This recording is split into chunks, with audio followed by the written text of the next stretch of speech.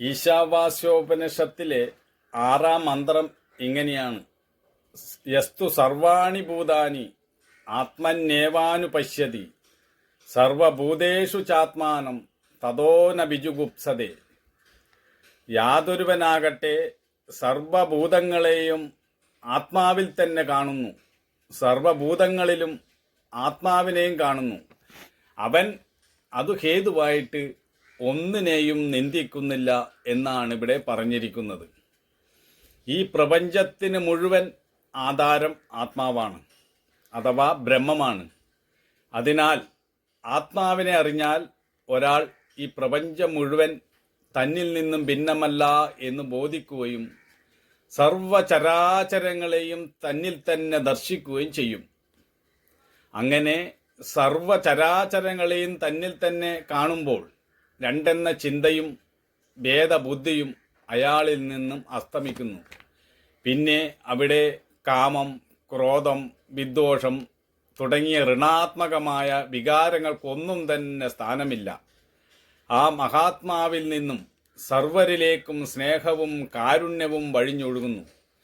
അങ്ങനെയുള്ള ഒരു മഹാത്മാവിന് ഈ പ്രപഞ്ചത്തിലെ യാതൊന്നിനെയും വെറുക്കാൻ കഴിയില്ല എന്ന് പ്രത്യേകം പറയേണ്ടതില്ലല്ലോ.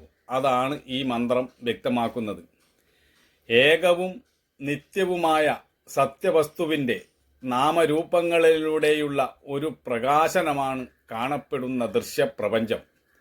ഈ പ്രപഞ്ചം മുഴുവൻ കാണുന്നത് പരമാത്മാവിൻ്റെ പ്രകാശനം തന്നെയാണെന്ന് ബോധിച്ച ഒരുവൻ സർവത്ര തമദർശനമുള്ളവനാണ്. അവന് തന്നിൽ നിന്നും അന്യമായിട്ട് ഒന്നും തന്നെ കാണാൻ കഴിയുന്നില്ല. സർവഭൂതങ്ങളെയും തന്നിലും താൻ സർവഭൂതങ്ങളിലും ഇരിക്കുന്നതായി അയാൾ കാണുന്നു. അങ്ങനെയുള്ള ആൾക്ക് എല്ലാം പരമാത്മാവ് തന്നെയാണ്. അവിടെയാണ് സമഭാവന ഉണ്ടാകുന്നത്. എപ്പോഴാണോ ഒരാൾക്ക് തൻ്റെ ഉള്ളിലുള്ള ഈശ്വരനെ ദർശിക്കുവാൻ കഴിയുന്നത്, അപ്പോൾ അയാൾ എല്ലാവരിലും ഈശ്വരനെ ദർശിക്കുന്നു എന്നാണ് ഇവിടെ പറയുന്നത്. തന്നെ അറിയുന്നതിലൂടെ ഒരുവൻ എല്ലാറ്റിനെയും അറിഞ്ഞു കഴിഞ്ഞു. അഹം ബ്രഹ്മാസ്മി, ഞാൻ ബ്രഹ്മൻ തന്നെ. ഞാൻ ബ്രഹ്മമാണെങ്കിൽ നീയും ബ്രഹ്മൻ തന്നെ. ഞാനും നീയും തമ്മിൽ വ്യത്യാസമില്ല, തത്വത്തിൽ രണ്ടില്ല. എല്ലാവരും ഒന്നു തന്നെ, എല്ലാവരുടെയും അസ്തിത്വം ഒന്നാണ്.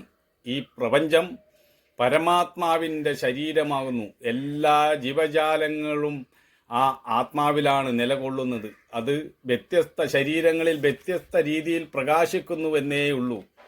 എങ്ങും നിറഞ്ഞു നിൽക്കുന്നതും ഏകവും നിരുപാധികവുമായ ആത്മാവ് തന്നെയാണ് പലതായി തീർന്നിരിക്കുന്നത്. അതുകൊണ്ട് എല്ലാറ്റിനോടും ആദരവും ബഹുമാനവും ഉണ്ടായിരിക്കുക. ഏതൊന്നിനെ ദ്രോഹിച്ചാലും അത് തന്നെയാണ് ദ്രോഹിക്കുന്നതെന്ന് തിരിച്ചറിയുക. ചിന്ത കൊണ്ടും വാക്കുകൊണ്ടും പ്രവൃത്തി കൊണ്ടും ലോകത്തിന് നന്മ വരുക. ഇതൊക്കെയാണ് ഏറ്റവും വലിയ പ്രാർത്ഥന, ഏറ്റവും വലിയ ആരാധന എന്ന് പറയുന്നത് ഇത് തന്നെയാണ്.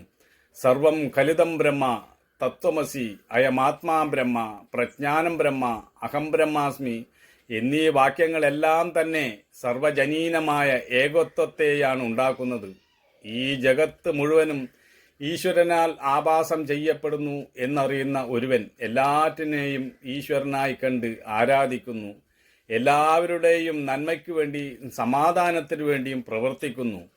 ഭാരതത്തിലെ ഋഷീശ്വരന്മാർ വാക്കിനതീതമായ വിശുദ്ധിയിലൂടെയും തപശ്ചര്യയിലൂടെയും വിടർന്ന അവരുടെ ആത്മബോധം സമസ്ത ജീവജാലങ്ങളെയും ഏകമായി കാണാനുള്ള അതിപാവനമായ അവസ്ഥയിലേക്ക് അവരെ നയിച്ചു.